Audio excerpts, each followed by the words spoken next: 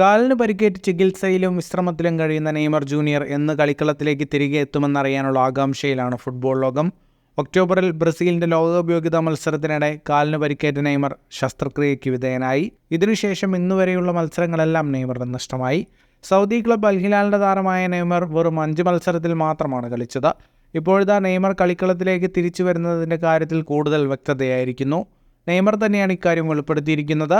സെപ്റ്റംബറിൽ പൂർണ്ണതോതിൽ നെയ്മറിന് ക്ലബിനും രാജ്യത്തിനുമായി കളിക്കാൻ കഴിയുമെന്നാണ് പ്രതീക്ഷ.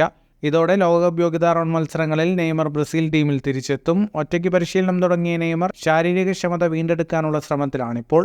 പരിക്ക് മൂലം കോപ്പ അമേരിക്ക നഷ്ടമായെങ്കിലും നെയ്മർ ബ്രസീൽ ടീമിന് പിന്തുണയുമായി അമേരിക്കയിലുണ്ട്. പരിശീലന ക്യാമ്പിലെത്തിയ നെയ്മർ താരങ്ങളെ പ്രോത്സാഹിപ്പിക്കുകയും ചെയ്തു. ഈ കോപ്പയിൽ റോഡ്രിഗോയുടെ പ്രകടനമാവും ബ്രസീലിന് തുണയാവുക എന്നും നെയ്മർ പറഞ്ഞു.